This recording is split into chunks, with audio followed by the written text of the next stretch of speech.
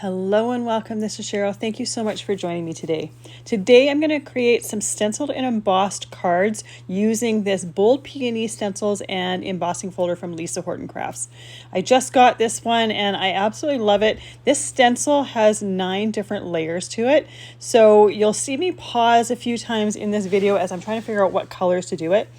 I just recently got some of the Cloud9 matte blending ink, so I'm going to be using them as well. I have a limited palette. I didn't get all of the colors. I just got some that I thought I would use regularly and wanted to test them. I have a whole bunch more on order with my local scrapbook store, but they haven't arrived quite yet. So I couldn't wait to play with this and wanted to check it out.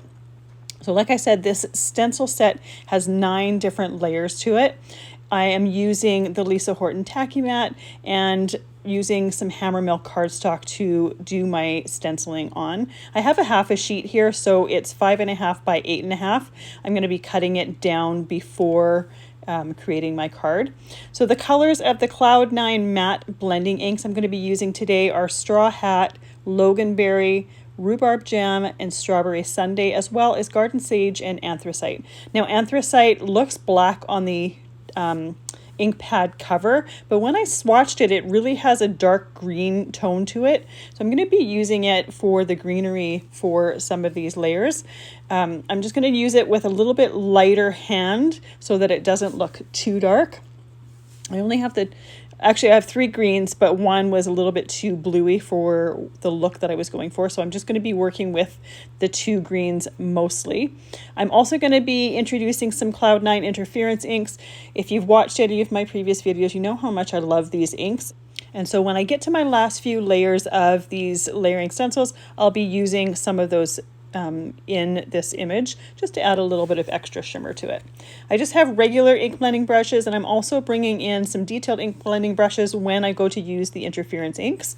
For the greenery, well actually for all of it, I start out where I want my color to be darkest, and I am looking at the layering stencil packaging cover as I'm doing it. It's over to my side to try to figure out exactly where the base of those would be, where the darkest color should be.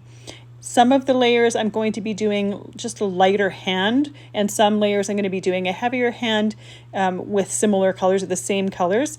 I typically will make the base of the leaf, or where the leaf or leaves go behind another or behind some of the florals, darker, just to add a little bit more visual dimension to it. And I'm going to be doing that same thing with the florals as well.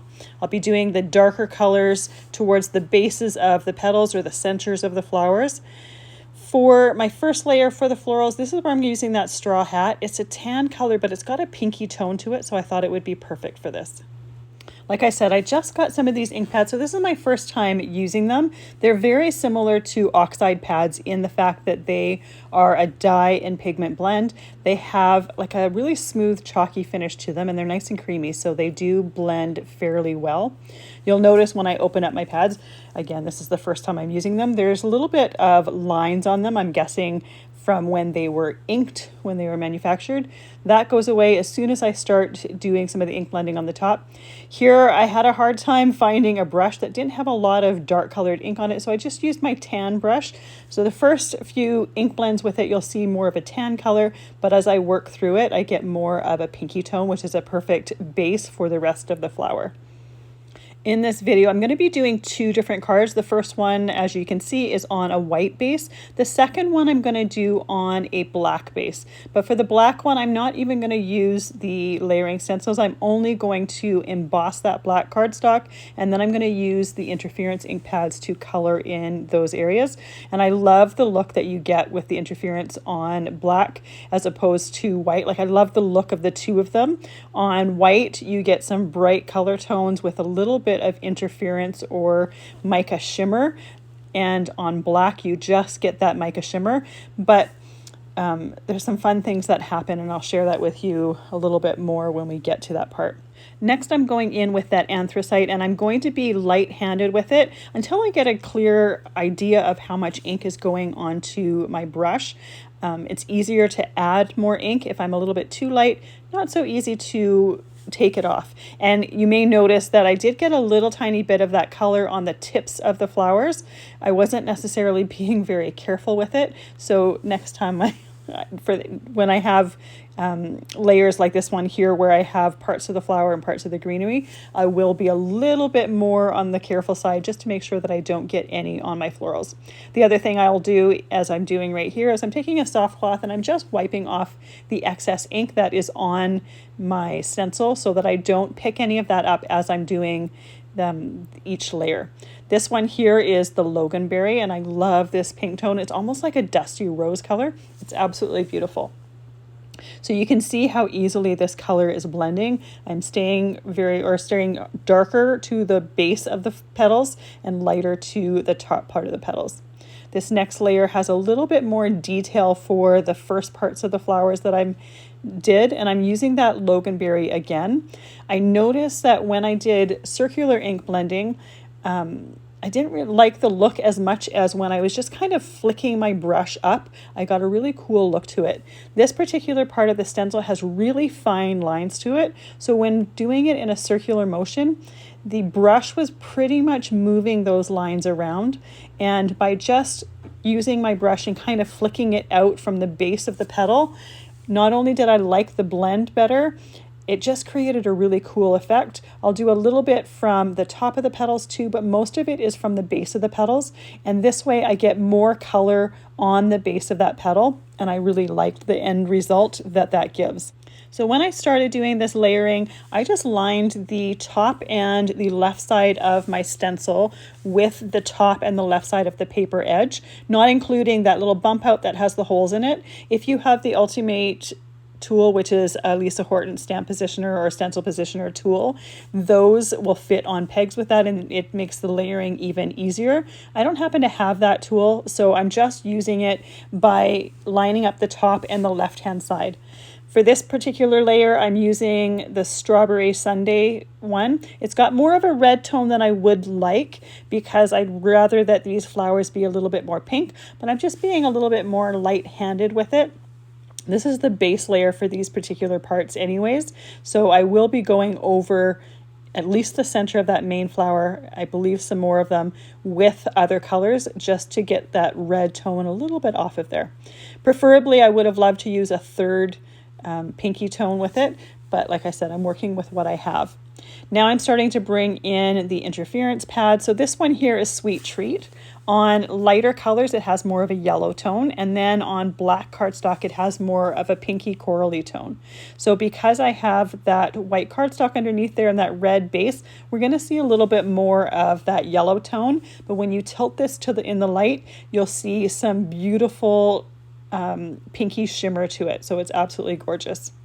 For this next layer here, I'm going in with the Rhubarb Jam. This is a little bit more of a darker pink, and then I'm going over that with that Sweet Treat. So it's going to add a little bit of a yellow tone to it. What I would have or should have done had I thought about this a little bit was gone and grabbed a interference pad that had a little bit more of a pinky tone to go over it. I just grabbed this one because I had it on my desk, and looking at the whole thing, I think I should have grabbed a pink one because it just colors the inside of the flower that yellow tone. Not that I don't like it. Yellow isn't my favorite color. It's my least favorite color, so I tend not to use it very much, and sometimes when I use it, it's more just to get out of the fact that I tend to only use pinks and purples. For this layer on the greenery, I'm using the Summer Garden interference ink pad. So this one has a green tone on light colors or white colors, and it has a blue tone on black. So you'll see the green here because it is a lighter color, but when you tilt it in the light, you'll see a tiny little bit of that blue, and I love that blue shimmer that it gives it.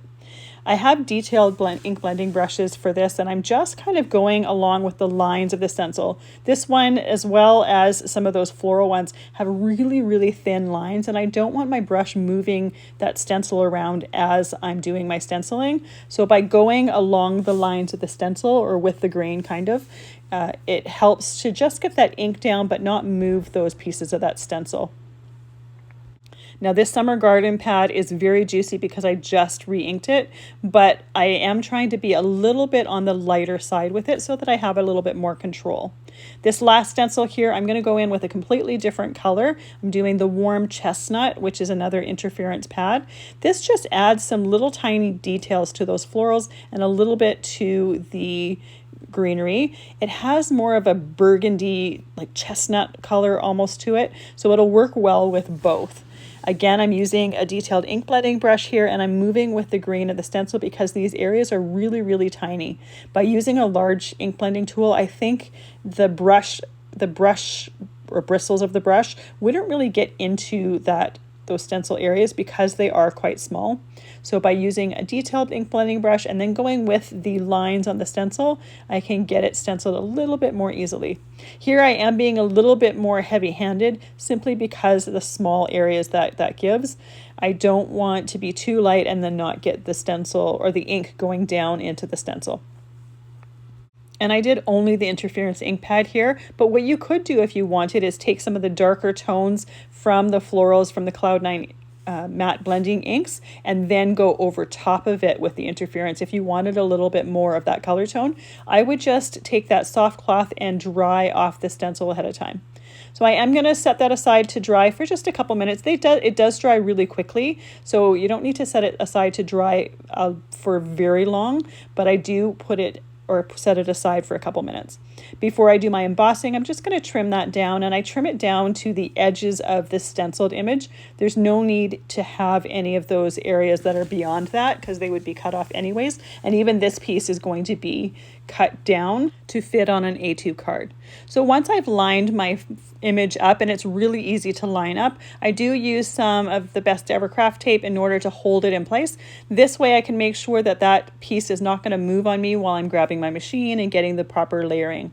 I'm using the layering on my Spellbinders Platinum 6 for a 3D embossing folder. There's not a ton of pressure when you use these folders with the Platinum 6. You can add some paper shims if you need to, but I found that even with not a ton of pressure to it, I got some great embossed results there, and I didn't feel like I needed to go back in and add some shims. I don't think I mentioned it, so this is just done on Hammermill cardstock. You can use whatever cardstock you like to use to do your ink blending. I'm cutting this down to 4 inches by 5 1/4, and then I'm going to put a mat around it that is 5 3/8 by 4 1/8.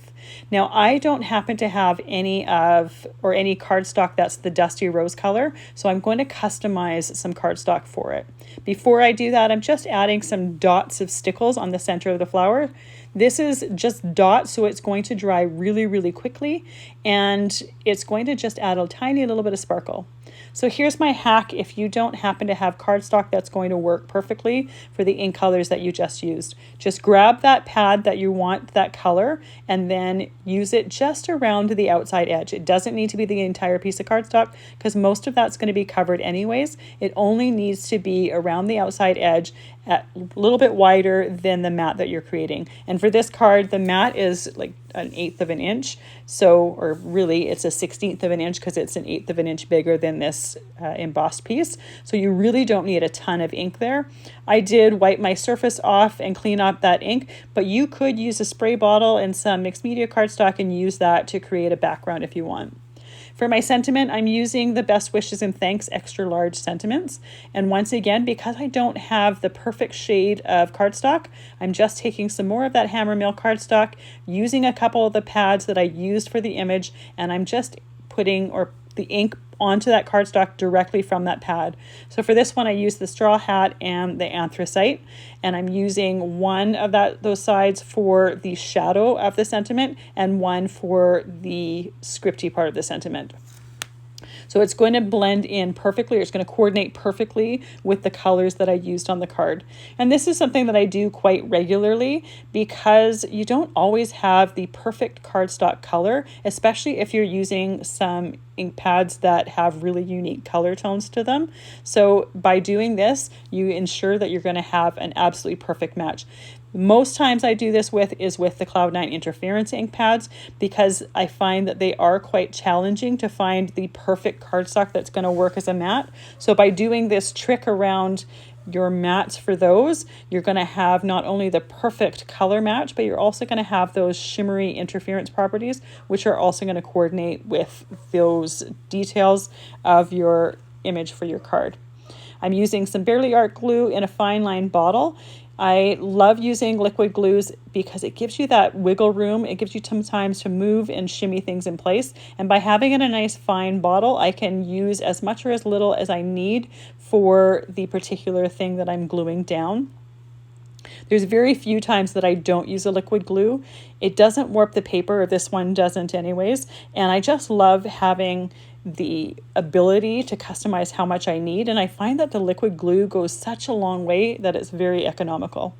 So once that sentiment was dried or had dried for just a little bit, I can put that onto the front of the card. Now I did emboss the image on my black cardstock, and I'm just using some Tim Holtz matte black here, and I'm going to use the detailed ink blending brushes just to color the areas on this image. Now I'm trying to use the lightest touch with this. Better to add less ink than you need and need to do it over, or add a little bit more ink just to make it a little bit heavier, than be too light with it.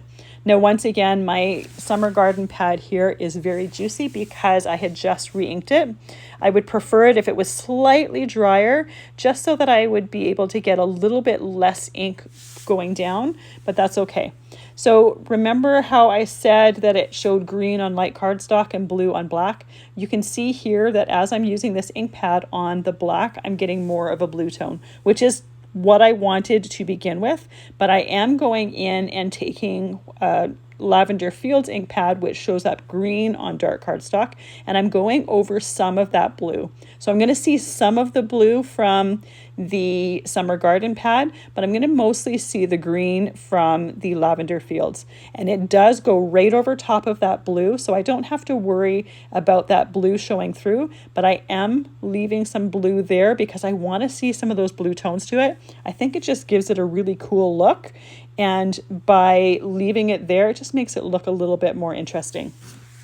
By using some detailed ink blending brushes here, I can get as close to the flower petals as I want to and have a little bit more control.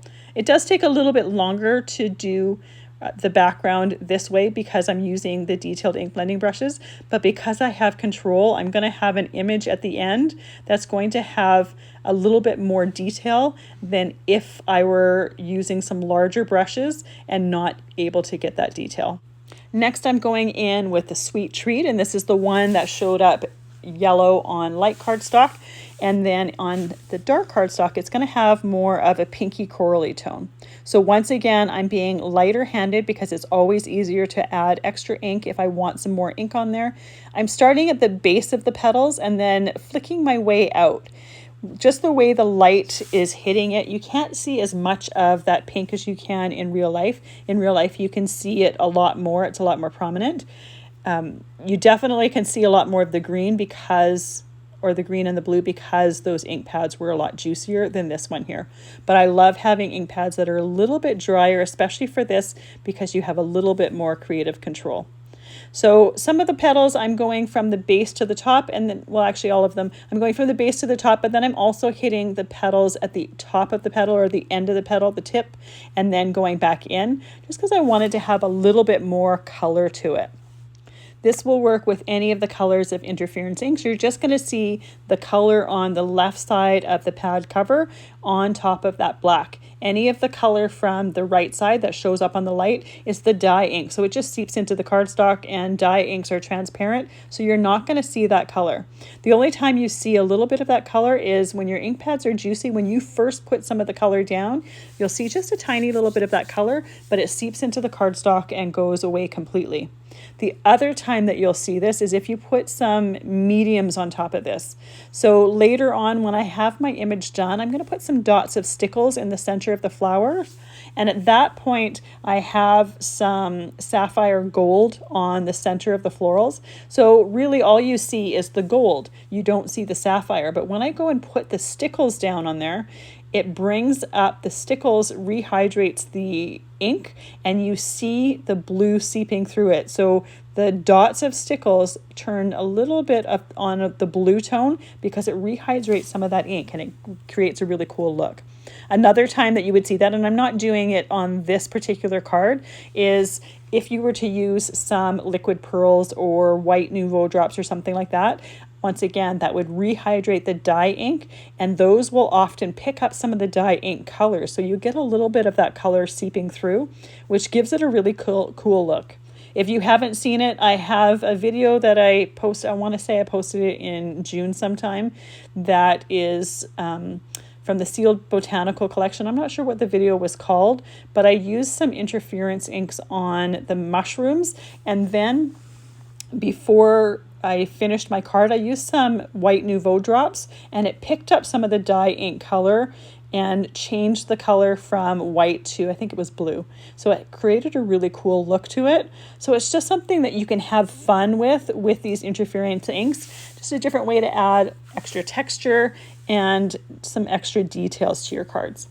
For my petals here, I'm going back in with that warm chestnut. Now this is the one that on light cardstock, it showed up as like a burgundy, chestnutty, almost a brown tone, but on dark cardstock, it has a blue tone to it. So I just added a touch of that to the wings of the flowers, and it just brings in some of that blue tone. It coordinates beautifully with the blue in the leaves, but it's a different blue tone, so it doesn't look like it's exactly the same. This one looks a little bit more bluey purple, whereas the blue for the leaves had a little bit more of a bluey green tone to it. So it's just a fun look, and it coordinates everything beautifully. For my mat for this one, once again, I'm going to take that warm chestnut, and I'm just putting it on the edge of that cardstock. At this point, you don't really see it on the cardstock, but once my card is made, you'll really see it then. I also did a couple of the colors on some black cardstock for my sentiment. This was the warm chestnut as well as the summer garden. Let that completely dry, and then I cut out that same thanks sentiment. And obviously this would work with whatever sentiment that you wanted. I just didn't want to introduce another die with a different sentiment for this particular card, so I just went with the same one. For both of the cards that I created in this video, the card base is A2 size, which is 4 1/4 by 5 1/2. My mats were 4 1/8 by 5 3/8, and my embossed piece was cut down to 4 inches by 5 1/4. So there's just a very thin line of that mat, which makes it so that you can see a lot more of the embossed image. To glue these sentiments together, I do exactly the same thing as I did for the lighter version. I just used my Barely Art glue in the fine tip bottle. Make sure to get it on all of the areas that kind of poke out or that could catch on something as it was leaving the envelope or being tucked into the envelope. And then I kind of hover my sentiment over top of the shadow till I have the placement that I want, and then press it down. Sometime after I press it down, I have to move and shimmy things in place just because sometimes it'll be just a little bit off, but most of the time I get the placement fairly right. Again, the nice part about that liquid glue is it does have that wiggle room to it. I'm using a green card base for this. It's going to blend in beautifully with the image, with the green parts of the image. I kind of thought white wouldn't work as well because there's no white in the image or the mat. It would look a little bit odd. So the green seemed like a perfect choice for this. Glued down my mat and then glued down my embossed image here. And now I can glue down my sentiment. So once again, same glue. And if you've seen any of my videos before, I like to use an acrylic stamping block to hold down my pieces while they're drying, freeze my hands up to work on other things, and it holds everything down nice and flat and makes sure that everything has good contact. Once that had dried, I just took those stickles and added the dots there. And I'm not sure if you can see it on camera, but those dots are the part, that's where the part where they took on the blue tone of the dye part of that ink there. I absolutely love the look that you got with this peony stencil. It has such a beautiful look to it. I can't wait to play with more of the Lisa Horton stencils and embossing folders because I bought a few of them at the same time. Thank you so much for spending your time with me. I really appreciate you being here. I hope you have a fantastic day.